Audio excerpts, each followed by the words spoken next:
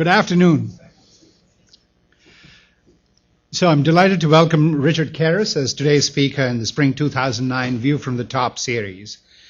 This program gives the college community a chance to hear from the best of today's technology leaders and technology visionaries. Before I continue, I'd like to thank SWE, the Society of Women Engineers, for co-sponsoring today's lecture, along with the Berkeley Engineering Fund. Also like to mark your calendars for the next View from the Top lecture on Tuesday, April 21st at 4 p.m., and that's Craig Barrett, Chairman of the Board of Intel. That'll be co-sponsored with the Department of Material Science and Engineering. Let me introduce Richard Kerris and tell you a few words about him. He's the Chief Technology Officer at Lucasfilm. He joined Lucasfilm in December 2007 and is responsible for the development and execution of technology strategy for Industrial Light and Magic, Skywalker Sound, LucasArts, Lucasfilm Animation Singapore, and Lucas Online. Prior to joining Lucasfilm, Richard held several positions at Apple, from managing special projects for the applications division to managing the company's technical marketing strategies for professional applications. While he was at Apple, he was also the Senior Director of Developer Technologies for Apple's Worldwide Developer Relations Group, where he managed teams supporting Unix, Java, and Cocoa developers. He's a member of the Society of Motion Pictures and Television Engineers and the Visual Effects Society, where he holds a seat on the Technology Advisory Board. Richard is here today to talk about the past and present in technology at Lucasfilm and offer us an idea of what's to come. At Lucasfilm, the story comes first, and technology is the means for telling a great story. Richard and his engineers are constantly pushing the envelope, developing next-generation tools to expand the art of storytelling. So I think you're in for a treat. Let's invite Richard to tell us more about the technology behind Lucasfilm.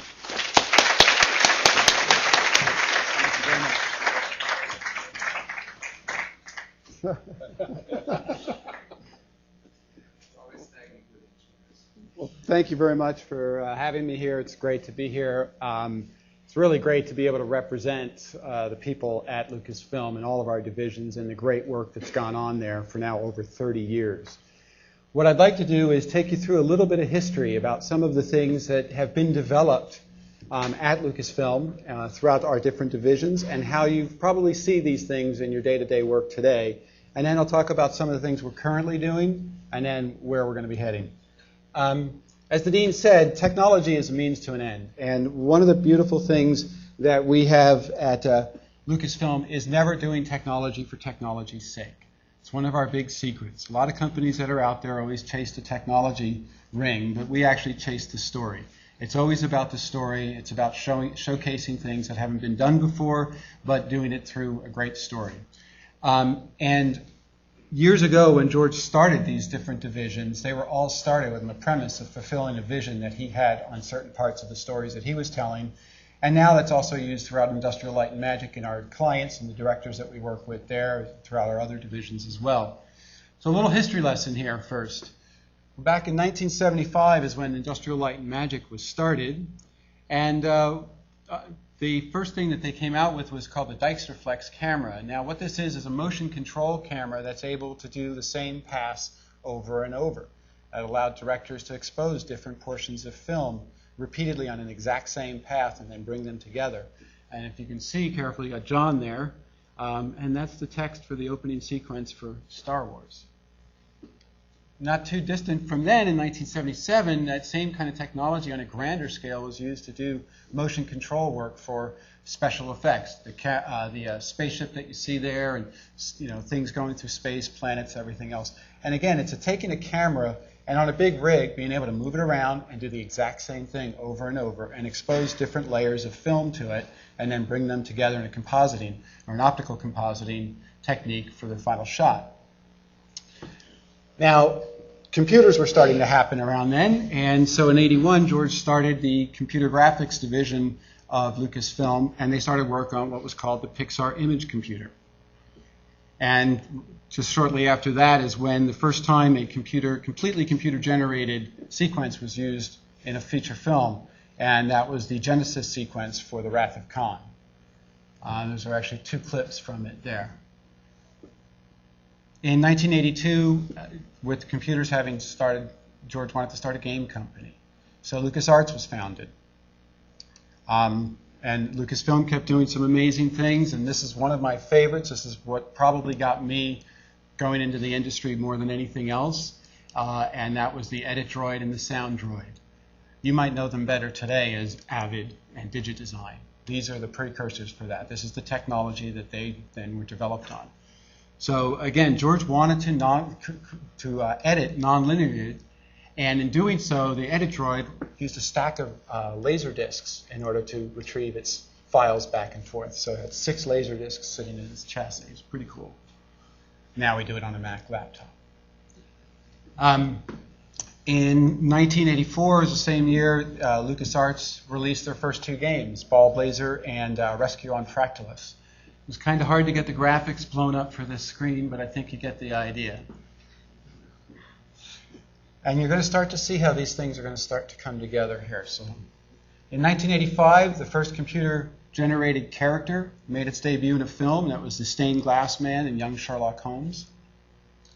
And then in 1986, George decided that the rendering portion of the computer division wasn't anything that he needed to hang on to anymore. In the same way that we weren't going to develop our own film, we didn't need to develop our own rendering. So he sold that division off, and you might recognize them as they became Pixar. But we still retained a lot of computer technology, and again, anything that was going on for the story that was taking place was being done in-house. And in 1988, the first morphing sequence was used in the film Willow. And then 1989 is when we really started to see things happen in film, where the first photorealistic computer-generated character, the pseudopod, was used in The Abyss. This was a pretty monumental time in computer graphics. It's a time that I can remember clearly seeing it over and over and over because it was just so amazing to watch how this thing was done. And then in 1990, LucasArts released their game Monkey Island, The Secret of Monkey Island, which to this day, always people that love that game, to this day it's one of the most requested games that the division has to bring back. So you never know what might happen. 1991, we had the first CG character in a feature film with the T-1000 in Judgment Day, Terminator 2. In 1983, the use of computer-generated skin was used in Death Becomes Her. And starting to see how these elements come together now, we're going to start to see where they are actually used in some other things that are more current. The next big thing that we did in 1994 was developing the Saber system so that real-time compositing could happen. This allowed them to interactively position and place a character in an existing scene. In this case, it was Forrest Gump in the movie Forrest Gump. So placing him there. In 1996, a first virtual set was used. The entire set for the film was done in a computer, and this was for Mission Impossible. And then one of the most amazing effects that I think were ever done was the weather and water in Perfect Storm, and that was in the year 2000. In 2002, we saw full 3D motion tracking system being used for AI. And then in 2005, it was the first time we had a computer-generated character in an extreme close-up. So completely computer-generated. So you saw skin textures earlier, you saw motion control, you saw all these things, and now they constantly get put together. And so this was a pretty amazing milestone for computer graphics, and now we're starting to see more and more of it happen. But something else happened in 2005, and that was when George decided the computer games division and the visual effects division should really be doing things together. And so it was at that time he decided to bring everything into the place where we're at today, the Presidio. And here's a little clip about the Presidio. In 2005, digital technology took an exciting leap into the future. With the Letterman Digital Art Center. For George Lucas, preserving the integrity of San Francisco's Presidio as a national park was a key factor in his decision to move Lucasfilm to the historic site. The area provides the ideal environment for the next generation of creative minds to come together, share ideas, and create the most extraordinary interactive games, cutting-edge visual effects, and compelling entertainment. Much to learn you still have. We have many people up here who make movies, and I think it's appropriate that we have a centerpiece that is a cornerstone in the idea of digital cinema, a place that people can identify in the Bay Area and say, this is where the leading edge is being pursued. Inside the Letterman Digital Arts Center is Industrial Light and Magic, the world's premier visual effects company. Damn you, Jack Sparrow! LucasArts, a leading developer of interactive entertainment software for video game console systems and PCs. And the parent company, Lucasfilm, including its licensing, television, online, and marketing teams. Most impressive. Digital arts is really the art form of the 21st century. And by locating our facility at the Presidio, the combination of the historical setting with the technology is the epicenter of the digital revolution. This is one of the great experiments of our century. We're devoting about half of the area to the buildings, the courtyards, the place where people will be working, and the other half of it, we're doing it as a park. I like to work in a facility that fits into the environment, that looks like it's been there for a period of time. I'm very much an advocate of historic architecture. I think it's important that the people who work for me be in a very park-like setting, have very comfortable surroundings, because mostly what we do is think and are involved in very creative type work, so that the thinking, the contemplative process is very important to us. The Letterman Digital Arts Center, a symbol for the technology of the future and the launching pad for the next wave of the digital arts, and the artists whose creations will astonish and inspire audiences for generations to come.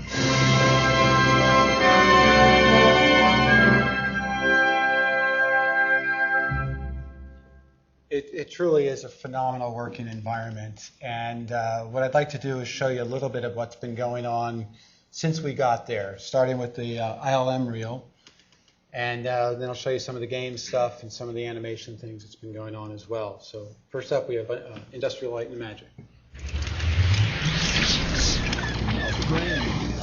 A lifetime of salvage, and you name one.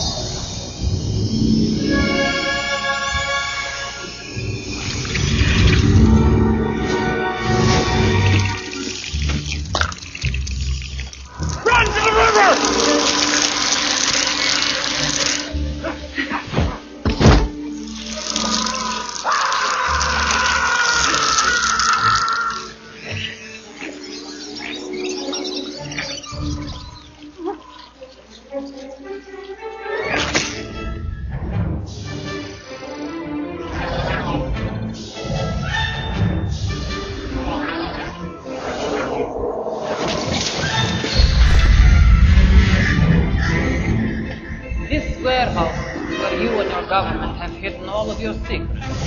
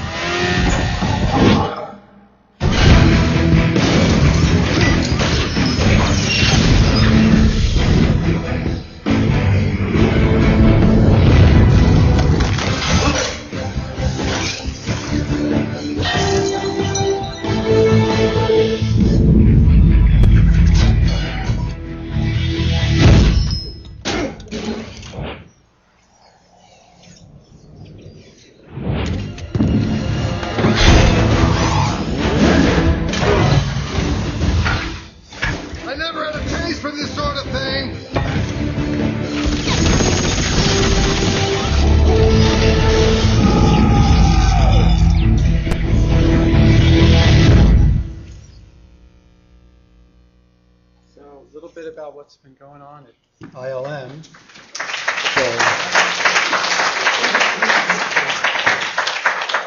Now, I hope you noticed different techniques that we had talked about already. There was motion control, there were skin textures, there were digital characters, there were all sorts of things that are being used throughout all that work. It's just been modernized and brought up to date. Now, taking that technology into the games arena has been one of the biggest challenges for LucasArts. And this last year, they brought out The Force Unleashed, which was the first time a computer graphic game was brought out that was used primarily with tools that were made for making films. It was a huge, huge undertaking, but in this, you'll see some examples of the techniques that you've probably seen already in the film arena being placed in games, as well as things with destruction and force objects, things like that. So a quick look at what LucasArts has done with The Force Unleashed.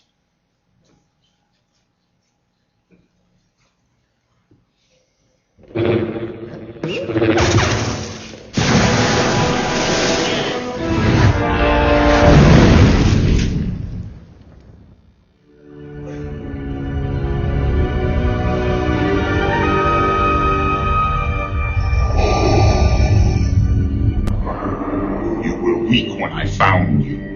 Now your hatred has become your strength. At last, the dark side is your ally.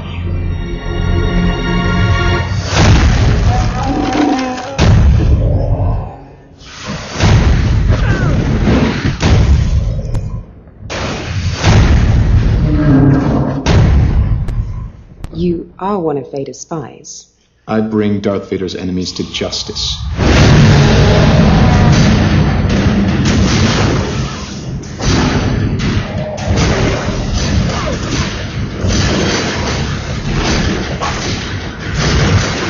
Vader thinks he's turned you, but I can sense your future. And Vader won't always be your master.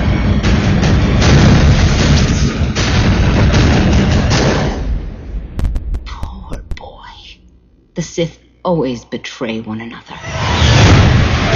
You're still loyal to Vader, after he branded me a traitor. There is much conflict in you. Your feelings for your new allies are growing stronger. Do not forget that you still serve me.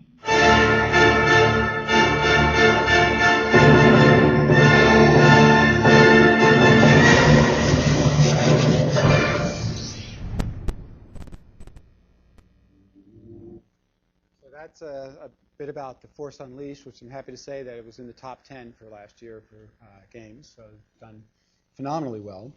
And then lastly, what is going on currently is last year we brought out a new animated series called The Clone Wars.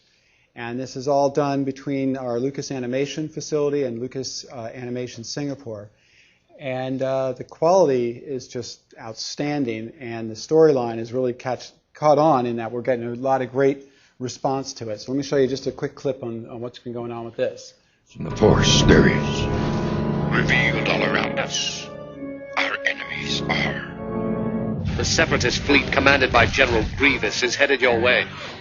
You're heavily outnumbered, Anakin. Our droid armies outnumber the Republic clones 100 to 1. Let the Republic come!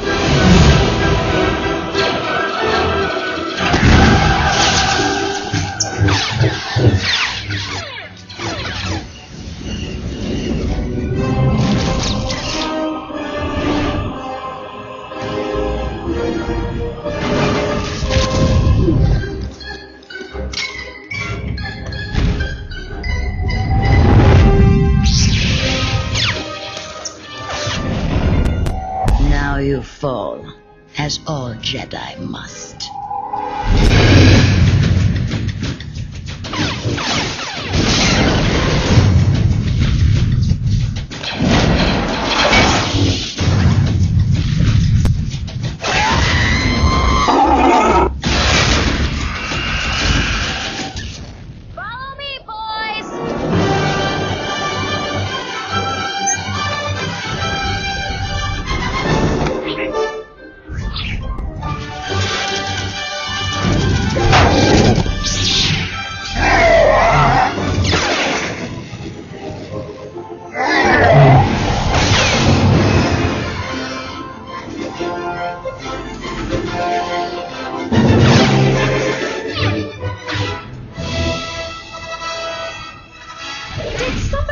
for help again?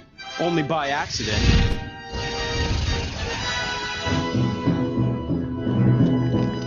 They got away, sir.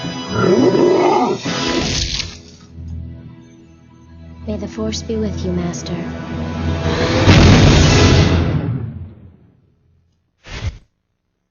Big hit with the kids. All right, so where are we going with all this? Well, the big thing is bringing these technologies together. You look at a video game nowadays, and what you can do interactively is fantastic. And George has looked at that and said, I want to make movies that way. Not to look like a video game, but he's done away with storyboards. Storyboards no longer exist in any of the work that's going on. It's all got to be interactively created. He wants to direct the film like he was playing a game and then deploy that out into the pipeline. And so the first thing I'd like to talk a little bit about where we're going is previs, finding the story, being able to allow the director more control of visualizing the story before committing all the technology and resources towards bringing it to life. It used to be that these were storyboards.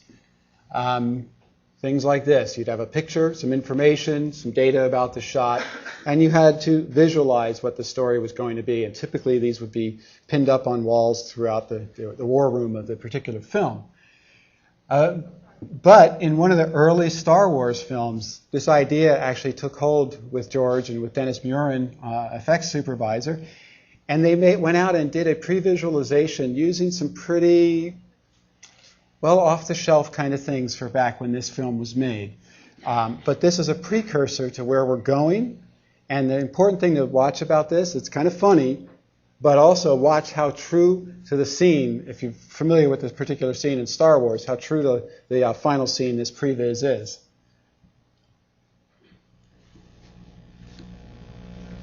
We better report to the base.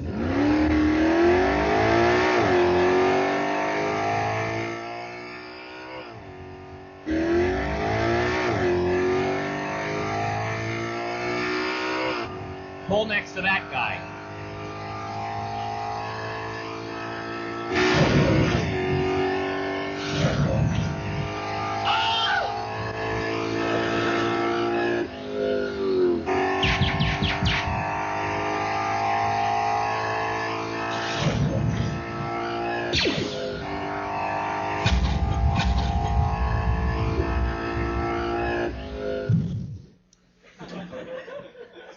So if you're familiar with the scene in the movie, it's actually pretty spot on. And what's so significant about it is the more you can accurately pre-visualize a scene, the better you can save your money on when you go to actually shoot it. So it's a big, big deal when you get into huge millions of dollars budgets for film. So taking that into the episode 2, you'll see on the top screen here the previs that was done for the film and then the final renderings that were done by ILM for the film. And what this gave George was the freedom to explore new ideas and new opportunities without committing all the big heavy iron towards producing it, and doing it in such a fidelity that was pretty accurate to get the story across. It was then he said, you know what, we're using off-the-shelf stuff to do this. We should build something ourselves. And so that started an internal project called ZViz. And what this is from a few years ago when we first started it, a very rudimentary tool for doing shot blocking, camera angles, lighting, just the very basic things so you could set up scenes for films. And had some other capabilities. You can do some rough animations and a bit of dialogue and draw overs, things like that. But again, this allows the director to get his story out before committing all the heavy iron towards doing it. And taking that even further, that technology is now being used. What's everyone doing? Keep left. So up top you see the previs system that we've built, and down below you see the final animation that's been used. And the thing to notice is how accurate they are. So the story that's being committed to is the story that's coming out at the end.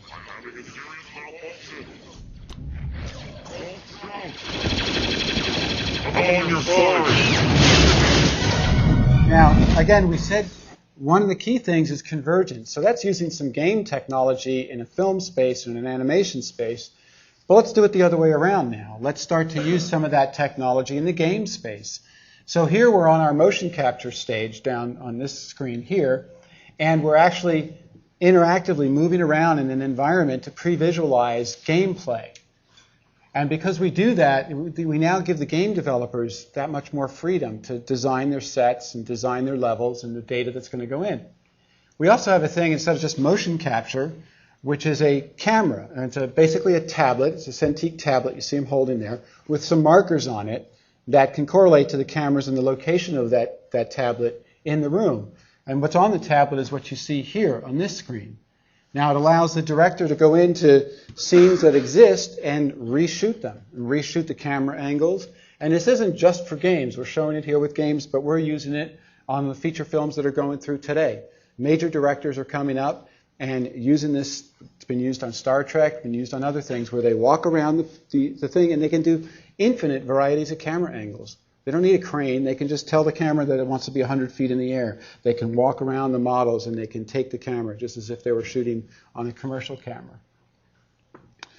We can also, using that same contraption as our blue screen, is put people literally inside the game. And this gives them the ability to kind of explore what it's going to be like to be immersed in the game, or in any kind of an environment, actually. So that's a little bit about what we've got going on and where we're going, is converging these techniques together. And so you just walk right out. Next up is how we're doing, being able to do rapid development on creatures and stuff. So typically it starts off where a character is created like this on a drawing, and then kind of visualized a few different ways, kind of get some different angles from it. And then what we do is apply some techniques to it so that it can be animated. And in this case, we took a basic skeleton from a motion control rig and then muscles, and we apply it to the creature.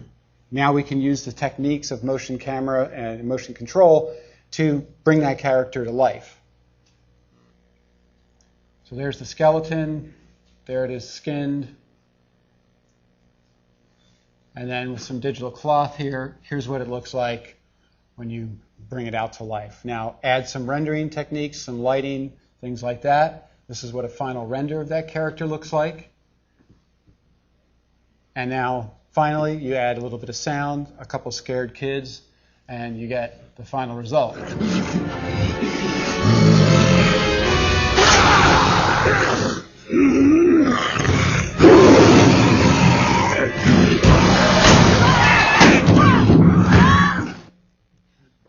So that was from Spiderwick. But the key thing to remember there is how quickly we can create those characters and apply existing technology to them so that it can be used interactively with the director.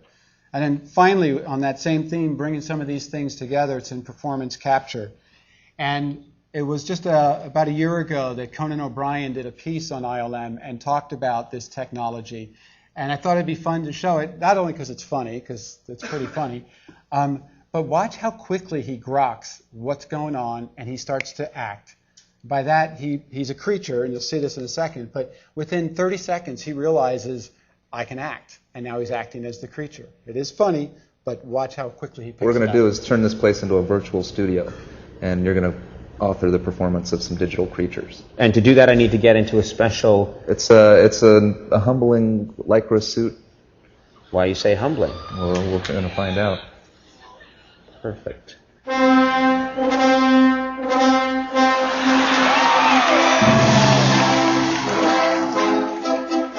This was a mistake. We're going to plug you right into the first digital character we've got here. It's a demo character we call the Schwa. The Schwa. The Schwa. Oh, here he is. Yep. This is the Schwa right here. Has the Schwa been in any Star Wars movies? No. Okay, this is where the Schwa gets the phone call that he's not good enough for Star Wars. He's been cut. What? No! That's crazy! I'm perfect for it! What do you mean, no? What?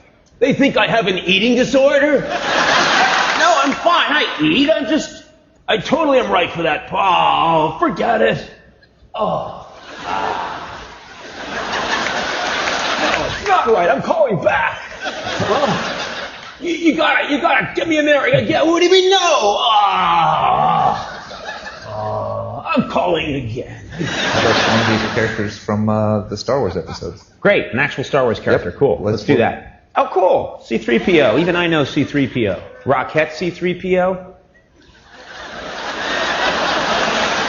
Is there a Star Wars film, I haven't seen them all, where C-3PO turns into a real badass? I haven't seen that yet. This is herniated disc C-3PO right here.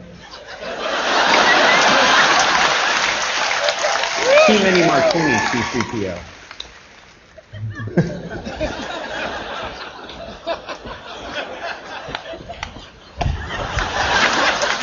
I'm okay. Chewbacca's saying, you all right, man? You had a lot to drink. No, I'm okay. I'm okay.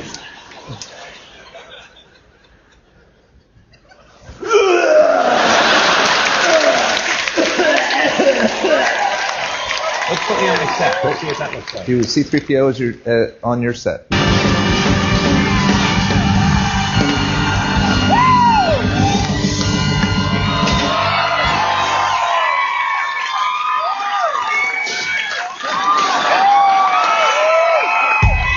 You ILM people are fantastic. I thank you.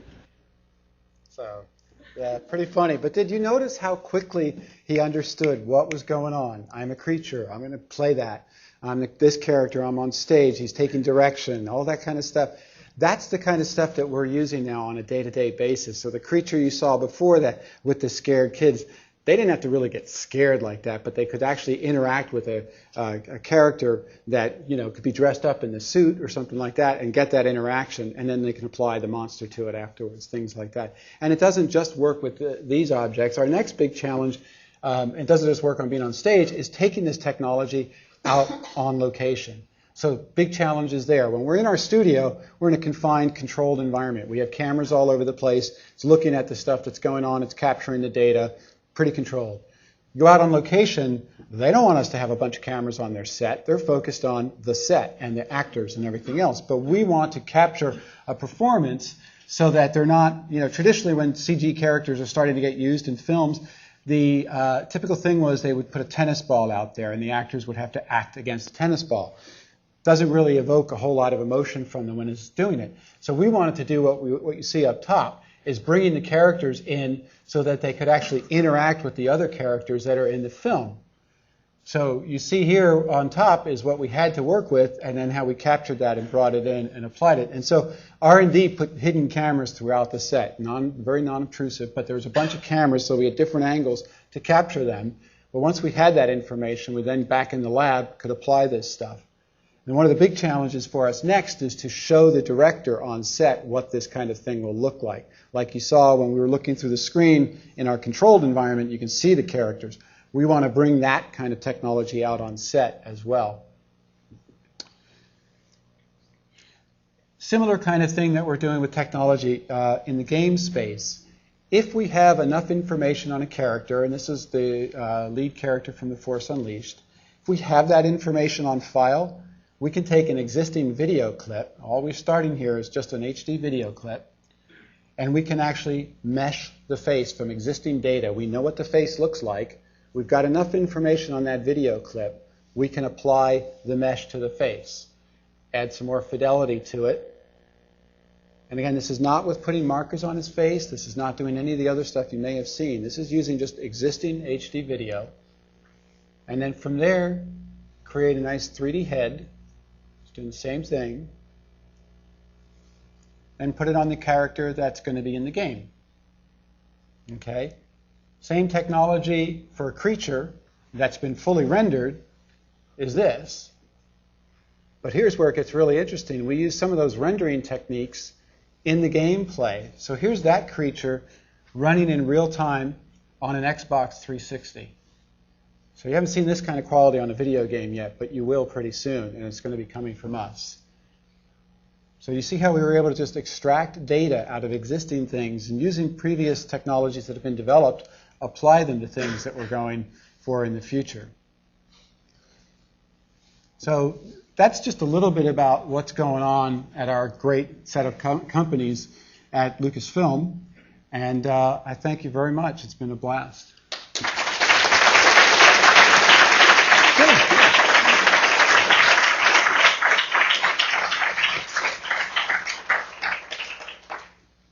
take a few questions. There are microphones at. Do you mind using the microphone so that we can? Right over here. Yeah, he's got a question, right? I can hear your question. Go ahead.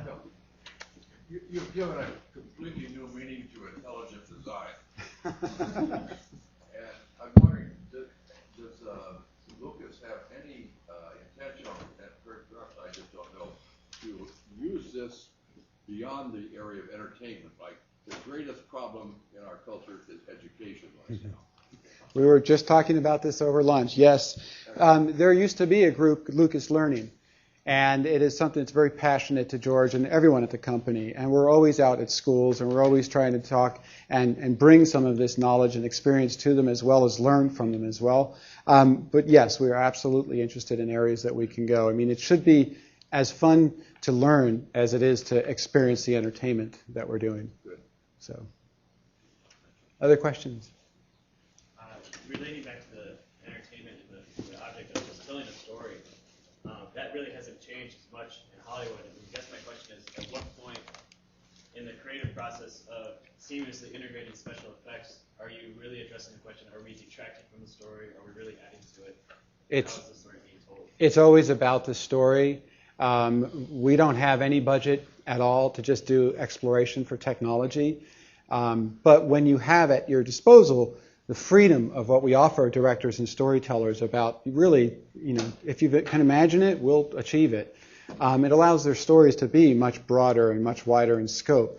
So it really depends on what they bring to us. I mean, ILM will do work for clients. So the stories that come to them, whether or not it's something that's a great story or not, their role is to see it fulfilled in the areas that they work on. But in our entire company, and has been the way since the company started, it's always about the story. As I said at the very beginning, technology is just a means to an end. It's just part of the palette that we give the artists to work with. It should never be a reason for something. It should never be, centered around technology. It should just be how you get to visualizing something. Hi, I have like 4 questions. I'm going to be real brief. All right. I used to work for a company called Maxis and a guy named Will Wright. Okay, so I have a bit of a background with the technology. I wanted to know, first of all, what are the differences between the existing technology that you're currently, producing your work with and the cutting-edge technology that you're looking at down the road the next 10 years or so? Okay, so the differences between the stuff that we're doing now, there's still so much that can go on with what we have today. There's so many things, like just bringing techniques from one discipline into another is a huge area that has not been tapped very well. Most video games that come out today are not lit really well. Their cinematography is kind of weak, all of that. Bringing film expertise into that is a big part of what we're doing. And taking that same technology of interactivity from a gameplay and bringing it in to visualize film, those are all things being done with current technologies. We don't, we see where we'd like to push it, but we have enough to work with right now. Where we're going to see things happen over the future, it's, a few years from now, we'll get more power, we'll get better graphics, we'll get more, more real time, better communication, all the natural progressions of where we're going. But it's cross-pollinating all those ideas that I think are the big, big things, and I think that's what we believe in at the company. Okay, with that question in mind, what should people be studying if they want to get involved in the future of that product development? Fantastic question. The basics. Don't just go into computer graphics for computer graphics and not take courses in, cinematography and script writing and regular photography, all those things. Because you'll learn how to be really, really good at one thing and you'll be sterile with the others. So it's really important to always get those basics in there. We actually do in-house at our facility train our existing people if they don't know sculpting, if they don't know, different disciplines that are fairly, generic or foundational in the arts. We do training courses on them and stuff. Great, that is wonderful. And the next 2 questions have to do with that aspect of it. In the video, you talked about convergence, and you also talked about how you're using half of the Presidio for, the office space and requirements, and then the other part is preserving the park, the natural, beauty of the environment. The other type of convergence that exists today is, we still have this, trying to meet the needs to bring the technology to the last mile of our, communities. You spoke about it with the Lucas Learning Program from the first question, which, was, very good to know. What else does ILM, in terms of tools, do they teach or can they provide to be taught in, let's say, public schools and universities? I think I understand your question. We don't currently make any of our technologies available out into the market for training purposes, but we, on a regular basis, work with our artists and everyone on staff, actually, to train them. But we also have a very rich program where we work with schools, like myself being here today and other people going out to schools and meeting with folks and doing, just roundtable discussions or lectures or whatever we can, because it's near and dear to us. You're the future of where we're going. You want to know what we're going to do next? I'll ask you, because you'll have a better answer than we will. We know what we're doing now and where we're going to be able to stretch that. But where the next generation happens, that's where you guys are about. Yeah, and that sets up this last question. How do people get access to learn this stuff? Since you're working, you're open to working with, people, schools. Mm-hmm. I'm assuming, nonprofit organizations fit within that realm as well, who provide mentoring and tutoring services with young kids who have this appetite to learn this technology, but don't have the resources to be, able to really access the environment to do it in. Mm-hmm. What programs or information can you share to help that effort? There's a number of things, and there's a division that's focused on education in Lucasfilm, and I know they're doing a number of different things with schools. I would recommend checking our website and just checking that stuff out. But we in our community, in the technology community, try to do whatever we can to get out there and work with folks. So, push the interest, email somebody, get in there, knock on the door. That's the kind of stuff that some of my best hires have always been, people that have just been I'll be asking you later. Let's get Ken Goldberg to talk about Director of New Media. Oh, well. You got to get to know Ken, see? That's what it's about. And I'll get you next. Well, I'm actually curious how some of these techniques are incredible and they're so realistic. I'm kind of curious how some of them might be used for other things, like, for example, medical applications. For example, planning and training doctors and visualizing surgeries as they're doing them, things like that. Just curious if you have some thoughts about those directions. Yeah, there's actually been different students that have come in and want to learn with our techniques how to do visualization for medical and stuff. So it is an area, it's not one that we actively pursue, but our technologies, we're open to exploring what can be done with those things. But yeah, I think it's a very worthwhile thing for us to do. And I know you guys have been doing some stuff there too. And the other thing I was curious about is I love this director's, that new screen that they can move around. Yeah. Do you envision ever it will be a point when when the audience can put on kind of headsets and immersive and well, they're watching a performance, but they're essentially walking around, seeing it from any kind of different perspective. Is that down the road? They'll be bumping into each other a lot, I think. Yeah. But the whole immersive stuff, it's been around and explored for so long, and who knows? Let's see how far stereo goes. Everybody thinks stereo is going to be the next big thing in the films. It's cool. It's good. It's probably going to be a cool category of stuff to see, but I don't know that everything's going to be that. Fully immersed into an environment and being able to get around in it. I think we'll see stuff like that in the game space, but where it goes beyond that, who knows? A lot of times the story wants to be told, not retold by the viewer, or re-experienced. But who knows? We'll see where it goes. Yeah. This is a comment. I do fractal geometry, a lot of what Pixar was based on. So I gave a couple talks tonight on it. The first time I came there, it was magic because he held these models out. So people were working and everything, and that experience was really wonderful. The next time I came, there were all these Silicon Graphic computer banks, and it lost some of that magic.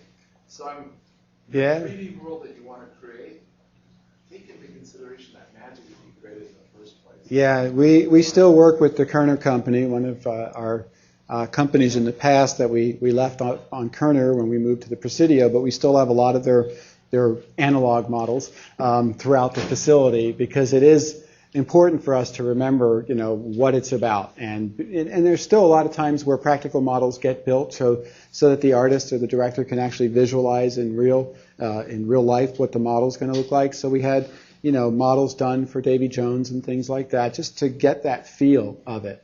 But I agree. I mean, you walk through and you want to see the stuff. They're digital monitors, and not SGIs anymore. But that's the challenge that we're in the digital world, right? So some things, but don't lose those core things. As I was saying earlier to him, you learn cinematography, learn the basics, learn sculpting. If you're going to be a modeler, learn how to do it with your hands before you start doing it with the mouse. You'll be much, much better at it. Fantastic. So let's thank Richard once more.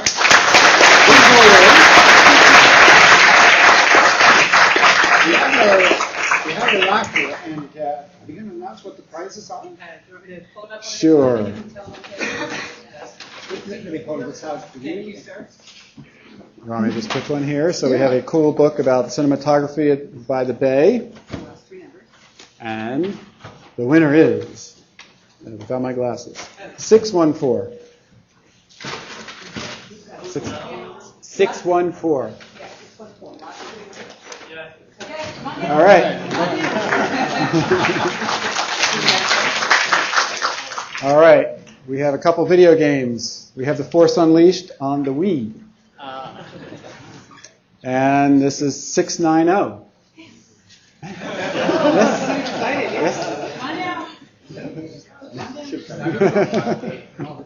All right. And then we have it on the PlayStation 3. This one is 580. Anybody? Oh, yeah. All right. And then, here, I'll just take this. So this is about the Phantom Menace. This is some artwork that's been done. So it's a box with a bunch of the different artwork suitable for framing. And this one goes to, the winner is 590. Yes. Whoa. All right. Where's our 580? 580. We're If still looking 580 for is not 580. there, we'll have We're going to reach off. We're going to get us on one more time, Richard. Okay. We're going to do the Wii again. Oh, you're well. Do you want to trade? Oh. This one. No, it was 590 though.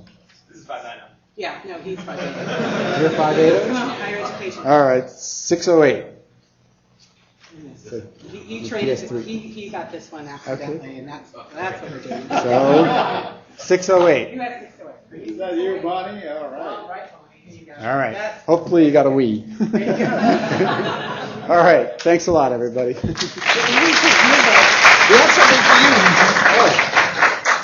Before we go in, you got a little bit of Bear memorabilia. All right. Thank you very much.